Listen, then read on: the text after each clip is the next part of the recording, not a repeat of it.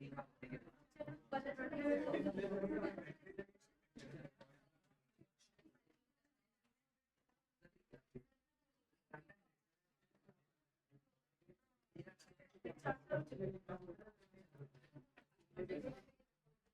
Last का कुछ छोटा छोटा टॉपिक बाकी है, इसको कंप्लीट कर लेते हैं, चैप्टर कंप्लीट हो जाएगा। ठीक है, हम लोग डिमांड चैप्टर पढ़ रहे थे। तुम्हारे पास नोट्स नहीं है ना? यहाँ है क्या नोट्स?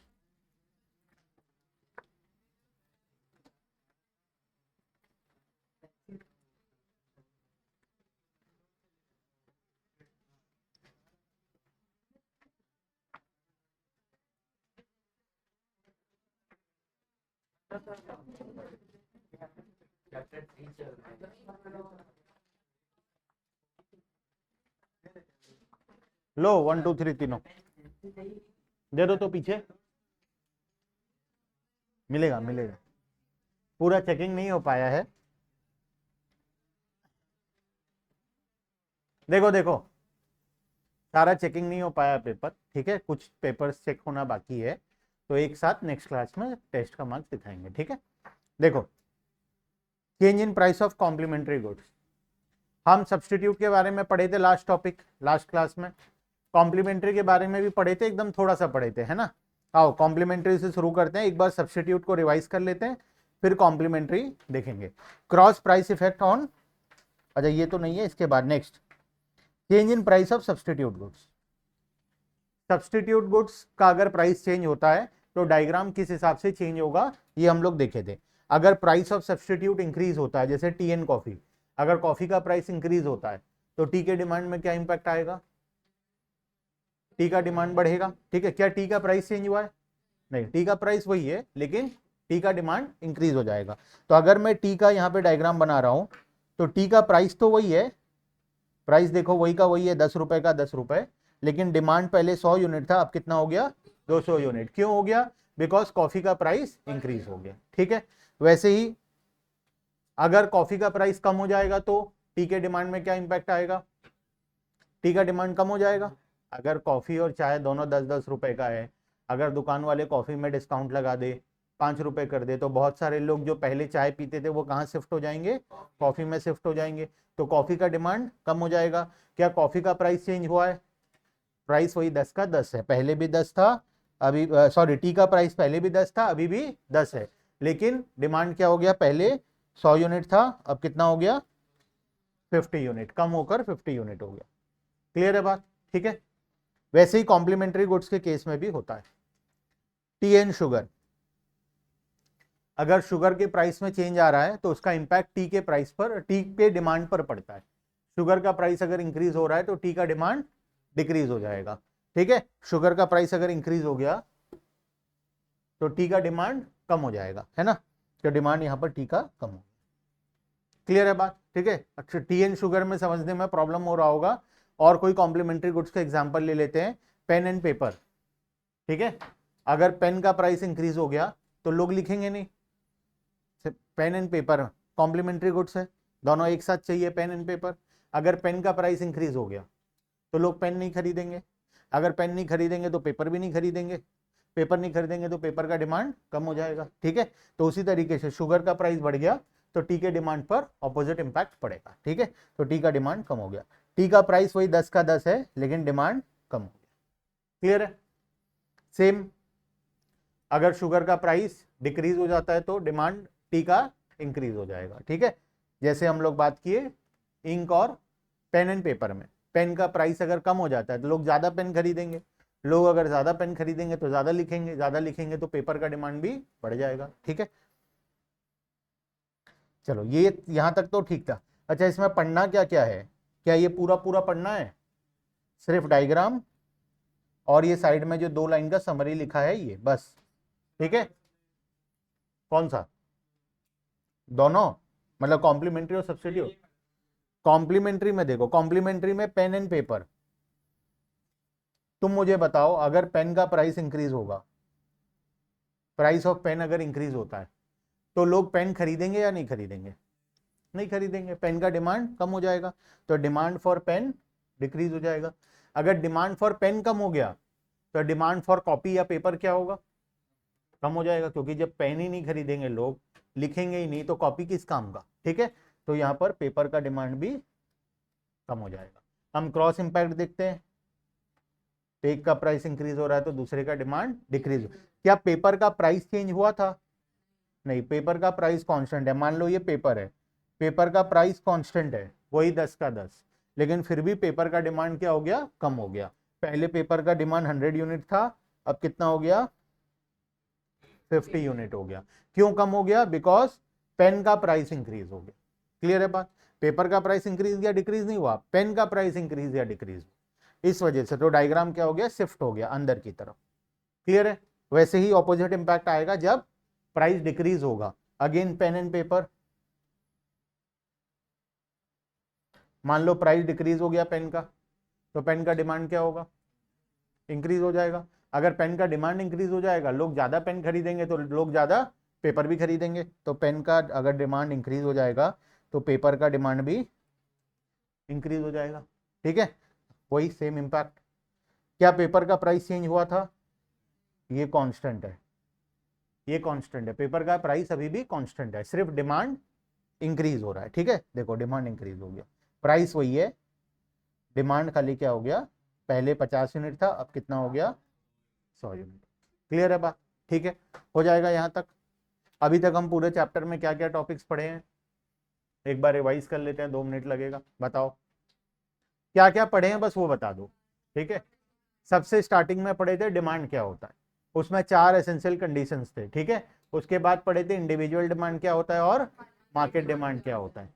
उसके बाद हम लोग पढ़े थे डिटर्मिनेंट्स ऑफ इंडिविजुअल डिमांड, कितना पॉइंट था उसके अंदर, 5 पॉइंट था। फिर हम पढ़े थे डिटर्मिनेंट्स ऑफ मार्केट डिमांड, उसमें कितना पॉइंट था, 8 पॉइंट, पुराना 5 सेम था प्लस 3 नया पॉइंट्स था, ठीक है। उसके बाद क्या पढ़े थे, डिमांड फंक्शन क्या होता है, उसके अंदर 2 था, individual demand function and market demand function. उसके बाद हम पढ़े demand curve schedule, demand schedule के अंदर 2 था, individual demand schedule and market demand schedule. फिर हम पढ़े डिमांड कर्व, डिमांड कर्व के अंदर अगेन 2 टॉपिक था, individual demand curve and market demand curve. उसके बाद क्या पढ़े थे,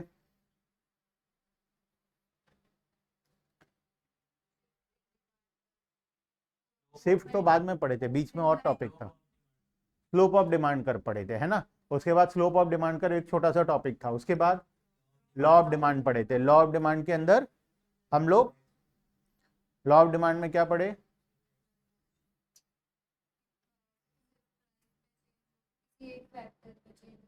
कोई एक फैक्टर मतलब वो प्राइस है, ठीक है, बाकी फैक्टर्स कांस्टेंट रहेगा, ये था लॉ ऑफ डिमांड। उसके अंदर हम उसका इंपॉर्टेंट पॉइंट्स पढ़े, अजम्पशंस पढ़े, ये सब पढ़े, ठीक है। उसके बाद क्या पढ़े, लॉ ऑफ डिमांड के बाद क्या पढ़े, क्या, जोर से बोलो, movement along the demand curve and shift in demand curve, ठीक है। Movement along the demand curve कब होता है, जब सिर्फ प्राइस में चेंज आता है तब movement along the same curve होता है या movement along the demand curve होता है। और शिफ्ट कब होता है, जब प्राइस को छोड़कर किसी भी फैक्टर में चेंज आएगा तो डिमांड कर्व शिफ्ट होगा, ठीक है। उस और क्या क्या नाम भी था ना, movement along the demand curve का बहुत सारा नाम था, 2-3 तो बताओ। Change in quantity demand, movement along the demand curve का एक और नाम था चेंज इन क्वांटिटी डिमांड। और क्या बोलते थे उसको, अपवर्ड एंड डाउनवर्ड, शायद अलग था, देखो तो एक बार थोड़ा चेक करो। Expansion and contraction, expansion and contraction था, है ना। एक और नाम भी होगा शायद, upward movement, upward movement and downward movement भी था शायद, है ना। हाँ, बहुत सारा नाम है, 5-5 तो 6-6 तो नाम है, ठीक है। तो कम से कम ये 3-4 नाम तो याद ही रखना है। जनरली क्या होता है ना, movement along the demand curve के नाम से क्वेश्चन नहीं आता। What do you mean by expansion and contraction in demand curve, कभी कभार तो ऐसे पूछता है, difference between expansion in demand and increase in demand, क्या बताओगे, difference between expansion in demand and increase in demand, दोनों सेम ही लग रहा है लेकिन दोनों अलग अलग है। एक्सपेंशन कब होता है, जब प्राइस में चेंज आता है, और इंक्रीज कब होता है, जब अदर फैक्टर्स में चेंज आता है। दोनों का डायग्राम भी अलग अलग है, दोनों का रीजंस भी अलग अलग है ना। तो उसी हिसाब से नाम याद रखना है, ठीक है, बहुत सारा नाम है, उसको याद रखना है। उसके बाद क्या पढ़े हम लोग, movement along the demand curve, shift in demand curve के बाद सब्स्टिट्यूट एंड कॉम्प्लीमेंट्री, जो कि हम अभी कंप्लीट किए, ठीक है। अब एक आते हैं छोटा सा और topic, normal goods and inferior goods. जो अगेन तुम्हारा पढ़ा हुआ है, इसका डायग्राम लेकिन नहीं पढ़ा हुआ था, अभी हम उसके डायग्राम को भी पढ़ेंगे, ठीक है। नॉर्मल गुड्स क्या होता है? नॉर्मल पर्सन खरीद सकता है, और एबनॉर्मल पर्सन जो खरीदेगा वो, ऐसे नहीं होगा डेफिनेशन, बोलो।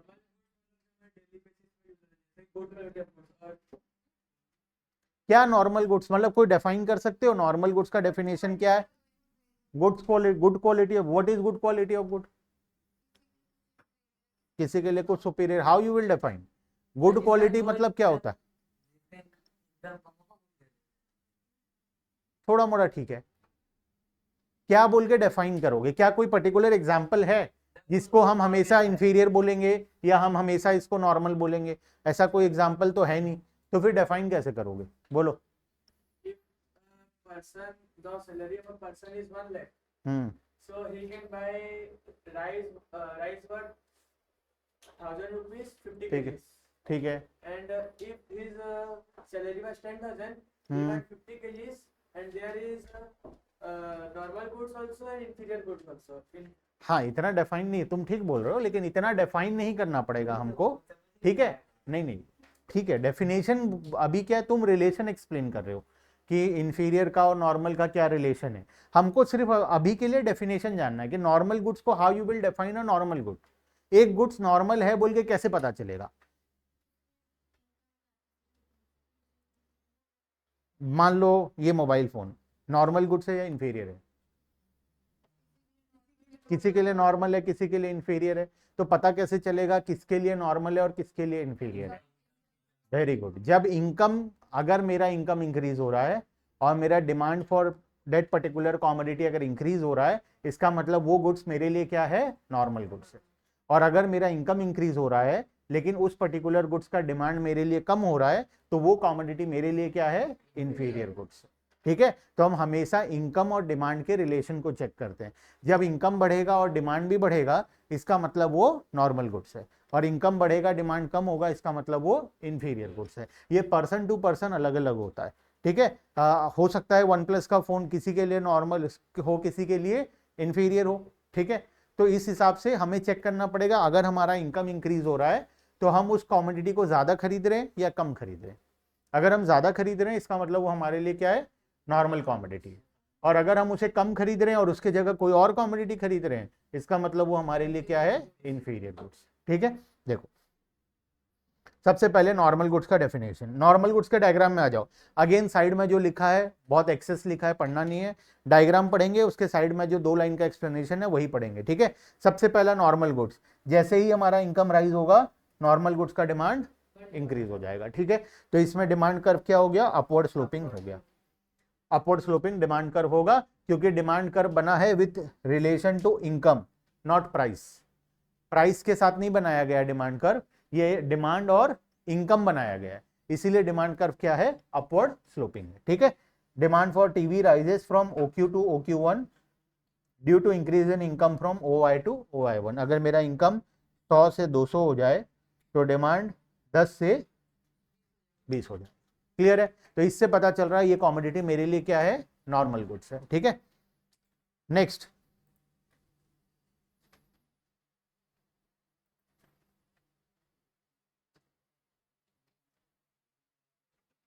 एक मिनट रुक जाओ, इसको कुछ तकलीफ हो गया है, चलो।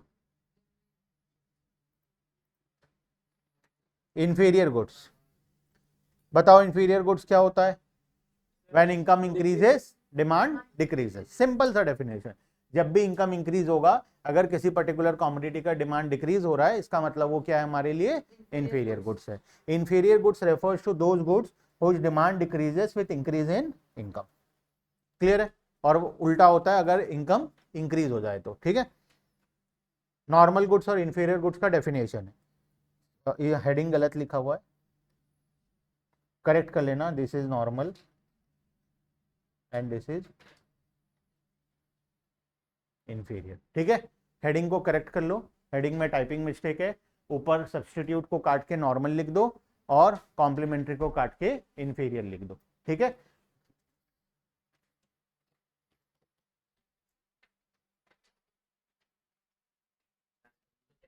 हम्म, छोटा सा पार्ट बचा।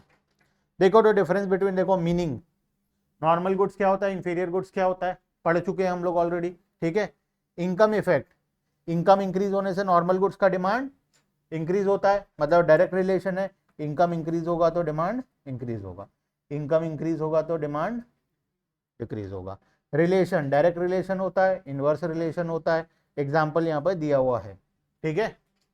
लेकिन ये एग्जाम्पल हमेशा ऐसा होगा जरूरी नहीं है, तो एग्जाम्पल अगर एग्जाम में लिखना है तो हमेशा कंपैरेटिव लिखना, दो एग्जाम्पल देना जिसमें एक सुपीरियर दिखे और एक इंफीरियर दिखे, ठीक है। चॉकलेट आइसक्रीम, वेनिला आइसक्रीम, ये सुपीरियर दिख रहा है, इंफीरियर दिख रहा है, ठीक है। तो सुपीरियर इंफीरियर दोनों को कंपेयर करके देना, तभी पता चलेगा कि ये कॉमोडिटी इंफीरियर है, अदरवाइज पता नहीं चलेगा, ठीक है। नॉर्मली अगर एग्जाम्पल लिखना है तो बाजरा का एग्जाम्पल दे सकते हो, नॉर्मली बाजरा को इंफीरियर गुड्स माना जाता है, लेकिन रियलिटी में इंफीरियर गुड्स है नहीं, वो सबसे ज्यादा सुपीरियर गुड्स, सबसे महंगा कॉमोडिटी होता है बाजरा, नॉर्मल राइस या व्हीट से महंगा होता है बाजरा, लेकिन बाजरा को लोग इंफीरियर कॉमोडिटी के नाम पर एग्जाम्पल देते हैं, ठीक है। चलो next, effect on demand curve with change in income, क्या इंपैक्ट आएगा डिमांड कर्व में अगर इनकम चेंज होगा तो, सेम पढ़ चुके हैं ऑलरेडी। देखो अब की बार डायग्राम कुछ अलग है, यहां पर क्या है, डिमांड फॉर टीवी, और यहां पर क्या है, प्राइस ऑफ टीवी है। ऊपर जो डायग्राम पढ़े थे उसमें क्या था, इनकम था, एक तरफ डिमांड था दूसरी तरफ इनकम था, लेकिन अब की बार क्या है, प्राइस है। अच्छा टीवी अगर मेरे लिए नॉर्मल गुड्स है, टीवी का प्राइस अगर डिमांड, अगर मेरा इनकम बढ़ेगा, इनकम अगर इंक्रीज होगा तो टीवी का डिमांड क्या होगा, इंक्रीज होगा। क्या टीवी का प्राइस चेंज हुआ है, नहीं, टीवी का प्राइस वही का वही है, सिर्फ डिमांड चेंज हो रहा है, ठीक है। क्यों डिमांड चेंज हुआ, बिकॉज मेरा इनकम चेंज हो गया। तो यहां पर देखो अगर मेरा इनकम रिड्यूस होगा तो, पहले इनकम कम होने का एग्जांपल दिया है, फिर इनकम इंक्रीज होने का एग्जांपल दिया। अगर मेरा इनकम कम होता है तो टीवी का डिमांड कम हो जाएगा। प्राइस सेम है तो प्राइस तो वही का वही है, एक टीवी का प्राइस है 10,000 रुपए, तो 10,000 का 10,000 ही है, लेकिन उसका डिमांड पहले मैं 5 यूनिट खरीदता था, अब मैं 2 यूनिट खरीद रहा हूँ, क्यों, बिकॉज मेरा इनकम कम हो गया, ठीक है। तो डिमांड कर शिफ्ट हो गया अंदर की तरफ। वैसे ही अगर मेरा इनकम इंक्रीज हो जाएगा, प्राइस वही 10,000 का 10,000 है टीवी का, टीवी का डिमांड इंक्रीज हो जाएगा। कितना से इंक्रीज होगा, पहले मैं 5 यूनिट खरीदता था, अब कितना खरीदूंगा, 10 यूनिट, क्योंकि मेरा इनकम इंक्रीज हो गया। क्लियर है बात, सिंपल सा चीज है। इंफीरियर गुड्स में ऑपोजिट होता है, मान लो ब्लैक एंड व्हाइट टीवी है, ये वो कलर टीवी था, ये ब्लैक एंड व्हाइट टीवी है, तो कंपैरेटिवली पता चल रहा है ये इंफीरियर गुड्स है।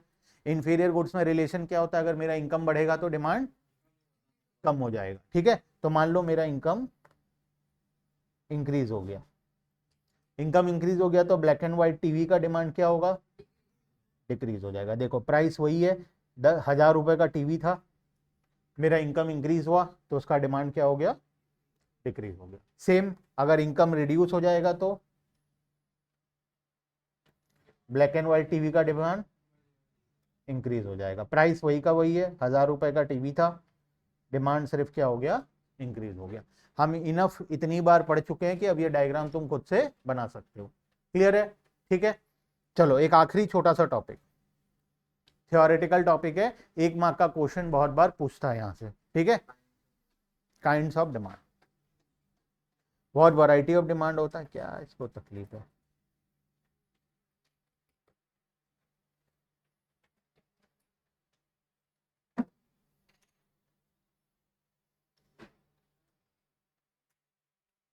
रुक जाओ, कुछ तकलीफ हो गया इसको।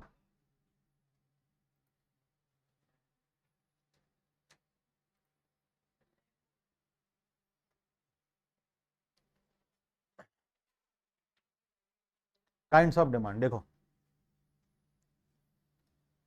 बहुत वैरायटी ऑफ डिमांड होता है, ठीक है, बहुत सारे वैरायटी का डिमांड होता है। जैसे कि सबसे पहला है प्राइस डिमांड, हम डिमांड को प्राइस के साथ कंपेयर करते हैं। नॉर्मली प्राइस डिमांड क्या होता है, प्राइस बढ़ता है तो डिमांड कम होता है, प्राइस कम होता है तो डिमांड बढ़ता है, ठीक है। ये हम पढ़े हैं, नॉर्मली है, ये हम ऑलरेडी पढ़ चुके हैं। इसमें मेजॉरिटी ऑफ द टॉपिक हम ऑलरेडी पढ़ चुके हैं, 2-3 ही नया पढ़ेंगे, ठीक है। प्राइस डिमांड ऑलरेडी पढ़ चुके हैं। Price demand refers to relationship between price and demand for a commodity assuming other factors constant. तो जब भी प्राइस इंक्रीज होगा डिमांड कम होगा, जब भी प्राइस कम होगा डिमांड इंक्रीज होगा। ये नॉर्मली हम पढ़े हैं। Income demand, relationship between income of the consumer and demand for a commodity. Normal goods के केस में क्या होता है, इनकम बढ़ता है तो डिमांड बढ़ता है, इनकम कम होता है तो डिमांड कम होता है। जब तक क्वेश्चन में स्पेसिफिकली मेंशन ना करे इंफीरियर गुड्स, तब तक अज्यूम करके चलना है कि हम नॉर्मल गुड्स के बारे में ही पढ़ रहे हैं, ठीक है। क्वेश्चन में अगर इंफीरियर गुड्स पूछेगा तो वो स्पेशली मेंशन करेगा इंफीरियर गुड्स, ठीक है। अदरवाइज हमेशा मानकर चलना है नॉर्मल गुड्स है। तो इनकम डिमांड हम कौन से कॉमोडिटी का लेकर चलेंगे, नॉर्मल कॉमोडिटी का ही लेकर चलेंगे। तो इनकम जब बढ़ेगा तो डिमांड क्या होगा, बढ़ेगा। इनकम कम होगा तो डिमांड कम होगा, ठीक है। क्रॉस डिमांड, बताओ क्रॉस डिमांड भी पढ़े हो तुम, किसको बोलते हैं, एक का प्राइस दूसरे का डिमांड। नॉर्मली ये रिलेटेड गुड्स के केस में होता है, कॉम्प्लीमेंट्री एंड सब्स्टिट्यूट के केस में। एक कॉमोडिटी का हम प्राइस देखते हैं, दूसरे का हम लोग डिमांड देखते हैं। कॉम्प्लीमेंट्री में हम लोग टी एंड शुगर, तो टी का प्राइस तो शुगर का डिमांड, और सब्स्टिट्यूट में टी एंड कॉफी, टी का प्राइस देख रहे हैं तो कॉफी का डिमांड देखेंगे, ठीक है। तो क्रॉस डिमांड होता है the relationship between demand of a given commodity and price of the related commodity. ये रिलेटेड कॉमोडिटी कुछ भी हो सकता है, कॉम्प्लीमेंट्री भी हो सकता है और सब्स्टिट्यूट भी हो सकता है, ठीक है। Next, joint demand. जब दो कॉमोडिटी का डिमांड एक साथ आता है उसे हम लोग जॉइंट डिमांड बोलते हैं। जैसे एग्जांपल है पेन एंड पेपर, ये जॉइंट डिमांड है, क्योंकि पेन का डिमांड जब बढ़ेगा तब भी पेपर का डिमांड भी इंक्रीज होगा, पेपर का डिमांड बढ़ेगा तो पेन का डिमांड भी इंक्रीज होगा, ठीक है। Printer and ink, basically complementary goods के केस में जॉइंट डिमांड होता है। जितने भी कॉम्प्लीमेंट्री गुड्स होते हैं उसका डिमांड क्या होता है, जॉइंट डिमांड होता है। जॉइंट डिमांड मतलब दो कॉमोडिटी हमें एक साथ चाहिए, एक साथ में। जैसे प्रिंटर एंड इंक, अगर प्रिंटर बिकेगा तो इंक भी बिकेगा ही बिकेगा, प्रिंटर का डिमांड होगा तो इंक का भी डिमांड होगा ही। गाड़ी एंड पेट्रोल, गाड़ी अगर मार्केट में बिकेगा, गाड़ी चलेगा तो उसमें पेट्रोल का डिमांड होगा ही होगा, ठीक है। तो उस तरीके के डिमांड को हम लोग जॉइंट डिमांड बोलते हैं। When two or more commodities are demanded simultaneously to satisfy a particular want, then such demand is called joint demand, ठीक है। उस टाइप के डिमांड को हम लोग जॉइंट डिमांड बोलते हैं। क्लियर है बात, ठीक है। Next, composite demand. जब किसी कॉमोडिटी को हम बहुत सारे जगह में यूज कर सकते हैं उसके डिमांड को हम कॉम्पोजिट डिमांड बोलते हैं। जैसे मिल्क, मिल्क का डिमांड वेरियस जगहों में होता है, बच्चों को फीड करने के लिए, आइसक्रीम के लिए, मिठाई के लिए, और भी ऐसे हजारों यूजेस हैं मिल्क के, ठीक है। तो मिल्क का डिमांड एक है कॉम्पोजिट डिमांड। जिस कॉमोडिटी का डिमांड मल्टीपल चीजों में होता है उसको हम लोग कॉम्पोजिट डिमांड बोलते हैं, ठीक है। When a commodity can be put to several uses, its demand is known as composite demand. ये सब स्कूल में पढ़ाए नहीं होंगे नॉर्मली, है ना, कोई बात नहीं। एक एक, अच्छा चैप्टर 3 तो पहुंचे ही नहीं होंगे अभी, कहाँ तक पहुंचे हैं, स्टार्ट का चैप्टर 1 और माइक्रो का चैप्टर 1, दोनों का 1-1 में है। और किसी का में, तुम्हारा में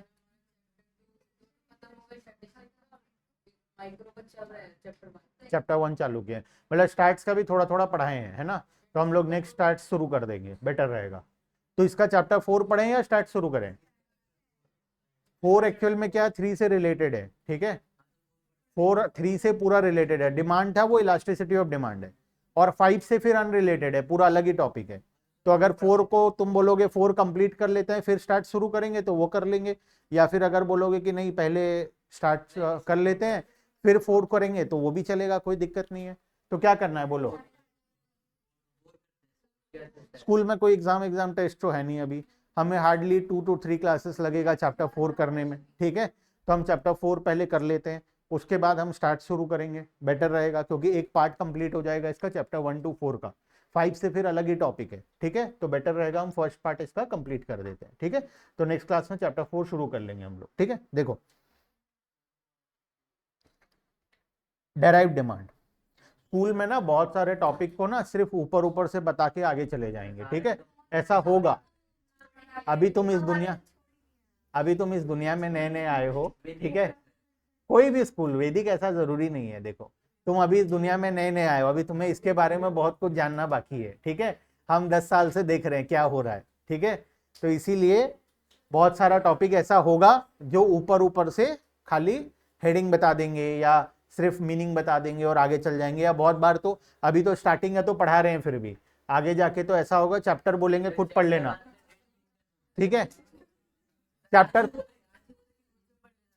चैप्टर 1 ऐसा अभी कुछ नहीं हुआ है, अभी होगा आगे जाके, ऐसा टाइम आएगा कि पूरा चैप्टर तुमको बोलेंगे कि ये तो बच्चे मीन मीडियन मोड आएगा, मीन मीडियन तो बचपन में कियो कर लेना घर में, डायरेक्ट हम उसके बाद का टॉपिक पढ़ेंगे, ठीक है। तो ऐसा भी टाइम आएगा, ठीक है। तो इसीलिए जो होगा वो होने देना, ठीक है, कोई उपाय नहीं है, वो होगा, वो तो अभी कुछ भी नहीं है। अभी क्या होता है, अभी ना देखो रियलिटी बता रहा हूं, अभी ऑलरेडी कौन सा मंथ आ गया है, जुलाई आ गया, ठीक है। अब स्कूल में क्या होगा, इतने सारे इवेंट और फंक्शन होता रहता है, इसकी वजह से क्लासेस बहुत सारा डिस्टर्ब भी होता है, तो कोर्स टाइमली कंप्लीट होना मुश्किल हो जाता है।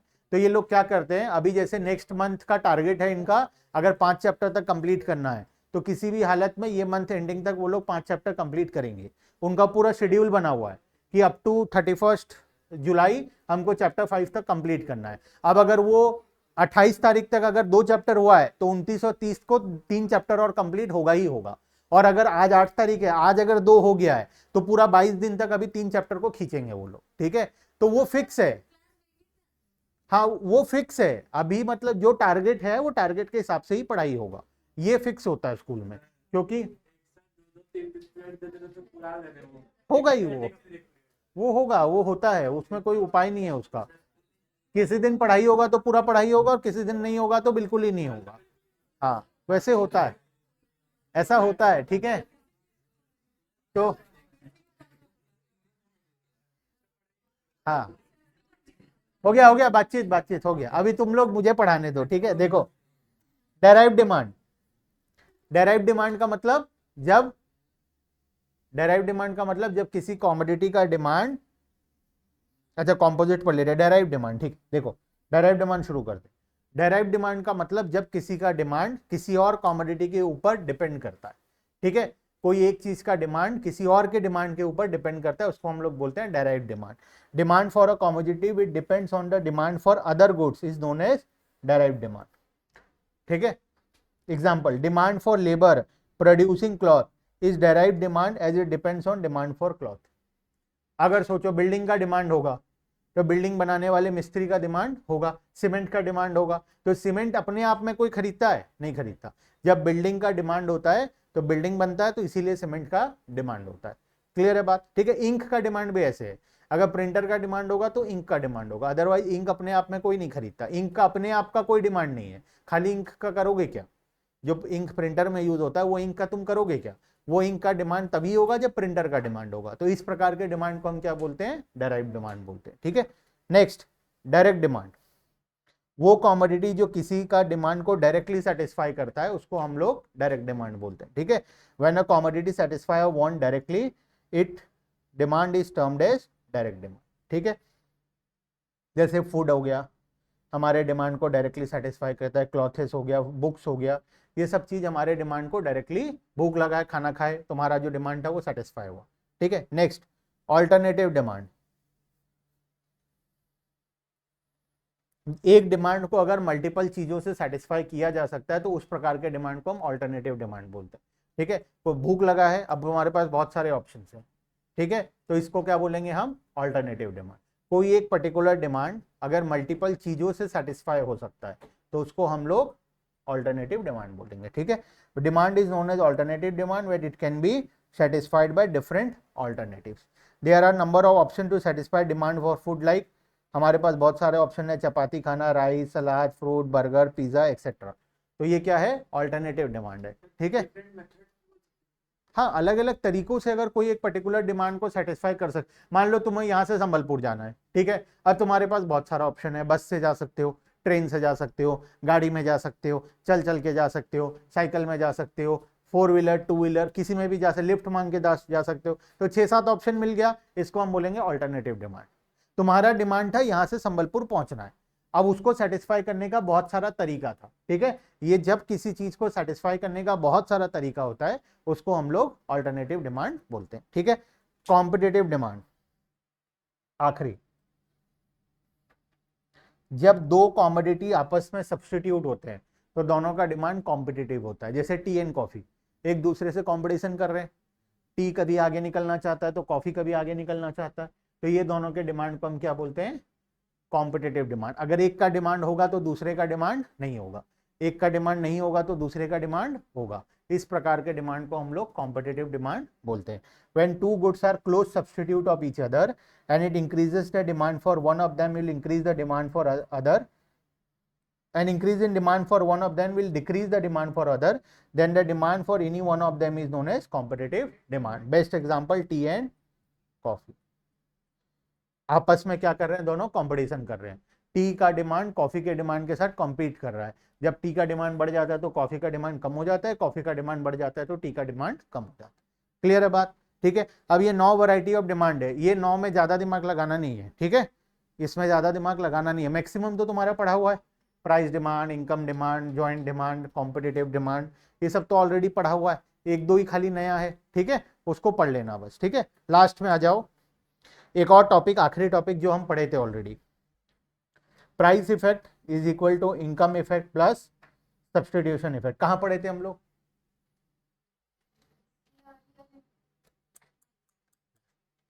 कहां पे पढ़े थे ये टॉपिक को? क्या चैप्टर 3 में पढ़े थे, 2 में पढ़े थे, 1 में पढ़े थे? बिना देखे बताना। चैप्टर 3 में पढ़े थे। कहां पे पढ़े थे? लॉ ऑफ डिमांड के अंदर पढ़े थे, है ना। उसमें पॉइंट नंबर 2 था सब्स्टिट्यूशन इफेक्ट, पॉइंट नंबर 1 था law of diminishing marginal utility, point number 2 था सब्स्टिट्यूशन इफेक्ट, पॉइंट नंबर 3 था इनकम इफेक्ट, ठीक है। तो सब्स्टिट्यूशन इफेक्ट और इनकम इफेक्ट को प्लस करने से हमें क्या मिलता था, प्राइस इफेक्ट मिलता था। टॉपिक था reasons for law of demand. देखो है क्या, ऑलरेडी पढ़े हैं क्या हम लोग दोनों पॉइंट को? ऑलरेडी पढ़े हैं शायद, है ना। तो ये भी अगेन कुछ भी नया नहीं है, ऑलरेडी पढ़ा हुआ है, ठीक है। तो आखिरी में जो 2 टॉपिक हम पढ़े, दोनों अब हमारा ऑलरेडी पढ़ा हुआ था, ठीक है। चैप्टर कंप्लीट होता है यहाँ पे। बोलो, काइंड्स ऑफ डिमांड में, काइंड्स ऑफ डिमांड में, एक सेकेंड, ये तो हैंग हो रहा है, ये रहा पहला वाला, प्राइस डिमांड है ये तो, ठीक है। अच्छा बताओ क्या डाउट है अभी तक चैप्टर 1 2 3 में? कोई भी डाउट है तो बोलो। सब क्लियर? Very good.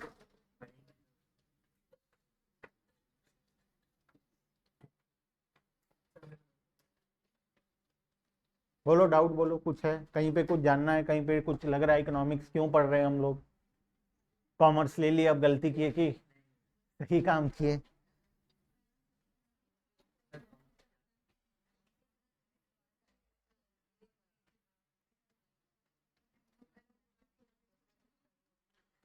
कॉमर्स के अलावा ऑप्शन क्या था तुम्हारे पास, कुछ था? साइंस लेकर कुछ होता तो नहीं, फिर क्या फायदा, कॉमर्स से लेना था और तो उपाय नहीं था। मेरे पास भी यही ऑप्शन था, मैं भी कॉमर्स से लिया था इसीलिए। तो वो तो तुम भी बनोगे, उसमें क्या दिक्कत है, बनोगे, क्या दिक्कत है उसमें? क्या बोलो, टॉपिक का नाम बोलो। Consumer equilibrium bye indifference curve analysis. देखो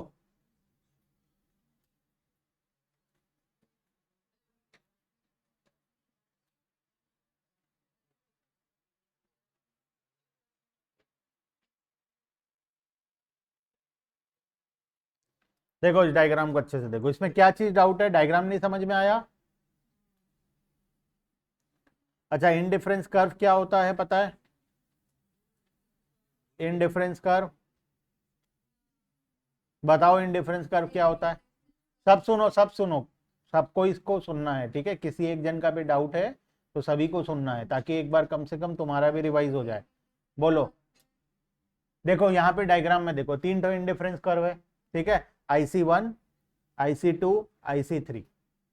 हमें पता है कि सेम IC में अगर हम मूव करेंगे ऊपर या नीचे तो सेटिस्फैक्शन सेम रहेगा। अगर मैं IC1 के किसी भी पॉइंट में हूं, चाहे पॉइंट F में हूं या पॉइंट G में, as per this diagram IC1 का पॉइंट F में हूं या पॉइंट G में हूं, मेरे लिए बात बराबर है, मेरा सेटिस्फैक्शन सेम रहेगा। लेकिन जैसे ही मैं IC1 से ऊपर जाता हूं IC2 में या IC3 में, तो मेरा सेटिस्फैक्शन इंक्रीज हो जाएगा। तो हर कोई क्या चाहेगा, हायर इंडिफरेंस कर्व में जाना। अगर मैं IC1 में हूं तो मेरा ऑब्जेक्टिव है कि मैं IC2 में चला जाऊं, अगर मैं IC2 में हूं तो मेरा ऑब्जेक्टिव है कि मैं IC3 में चला जाऊं। ठीक है, तो हम चाहते तो हैं हायर IC में जाना, लेकिन हमें कौन रोकेगा, हमारा बजट लाइन। ठीक है, क्योंकि हम अनलिमिटेड कॉमोडिटी तो खरीद नहीं सकते, क्योंकि चैप्टर 1 में पढ़े थे हमारे पास क्या होता है, लिमिटेड रिसोर्सेस होता है, तो हम लिमिटेड ही खरीद सकते हैं। तो हम कितना खरीद सकते हैं वो हमें कौन बताएगा, बजट लाइन बताएगा। ठीक है, तो मैं साथ में बना दिया एक बजट लाइन, ये है मेरा बजट लाइन। अब बजट लाइन को क्रॉस करके आगे तो मैं जा नहीं सकता, क्योंकि उतना मेरे पास पैसा है नहीं। बजट लाइन क्या है, मेरे पास जितना पैसा है उससे मैं मैक्सिमम कितना क्वांटिटी खरीद सकता हूं, वो मेरा बजट लाइन है। तो बजट लाइन को क्रॉस करके उसके ऊपर तो जा नहीं सकता मैं। ठीक है, या तो मैं बजट लाइन के ऊपर रहूंगा या तो बजट लाइन के अंदर रहूंगा। बजट लाइन के अंदर मैं रहना नहीं चाहता, क्योंकि मुझे हायर सेटिस्फेक्शन चाहिए, मुझे सेविंग्स करना नहीं है, मुझे कोशिश करना है कि ज्यादा से ज्यादा सेटिस्फेक्शन चाहिए। तो मैं चाहूंगा कि मैं बजट लाइन के ऊपर ही रहूं। ठीक है, अब बजट लाइन के ऊपर मेरे पास इस डायग्राम में 3 ऑप्शन है, पॉइंट F है, पॉइंट E है और पॉइंट G है। तीनों बजट लाइन के ऊपर है, लेकिन इसमें से पॉइंट F और G जो है वो IC1 में है और पॉइंट E जो है वो IC2 में है। तो बेटर मेरे लिए कौन सा है, IC2 बेटर है। तो मैं कहां रहना चाहूंगा, पॉइंट E में। तो पॉइंट E मेरे लिए क्या बन जाएगा, इक्विलिब्रियम बन जाएगा। बात समझ में आया। ठीक है, तो इस पॉइंट को हम डिफाइन कैसे करेंगे, इसको डिफाइन करने का पहला कंडीशन हम लिखेंगे, when indifference curve is tangent to budget line. ठीक है, जब IC टेंजेंट होगा, टेंजेंट का मतलब जानते हो, टेंजेंट मतलब क्या होता है, जब कोई आर्क या कोई सर्कल किसी लाइन को एक पॉइंट से क्रॉस करता है तो उसको हम लोग टेंजेंट बोलते हैं। ठीक है, बचपन का मैथ सही है। ठीक है, तो पॉइंट E जो है वहां पर IC2 एक पॉइंट से क्रॉस कर रहा है। पॉइंट F और पॉइंट G टेंजेंट नहीं है, क्योंकि वहां पर एक आर्क 2 पॉइंट से क्रॉस कर रहा है। ठीक है, तो टेंजेंट तभी होता है जब किसी एक पॉइंट से क्रॉस करता है। तो पॉइंट E टेंजेंट है, तो इसको हम डिफाइन करेंगे when indifference curve is tangent to budget line. Clear है बात। ठीक है, और बोलो कोई डाउट, और कोई डाउट चैप्टर 1 2 3 तीनों में मिलाकर भी अगर कोई डाउट है तो बताओ।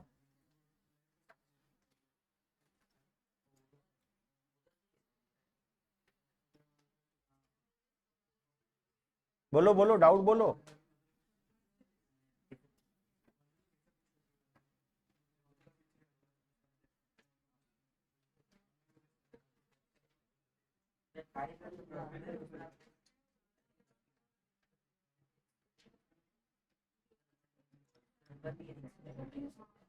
बोलो, है कुछ डाउट, क्या पेंडिंग है।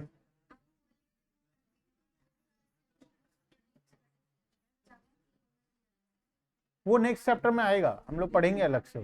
ठीक है, और पर्टिकुलर टॉपिक है तो फिर पढ़ना ही है वो तो। ठीक है,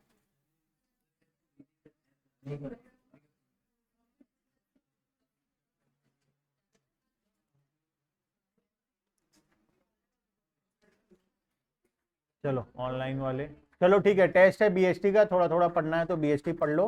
ठीक है, मैं यही हूँ, अगर डाउट है तो मेरे से पूछ लेना। ठीक है, BST का नहीं, इसका इकोनॉमिक्स का कोई डाउट है तो पूछ लेना। ठीक है, BST मेरे को कुछ नहीं आता।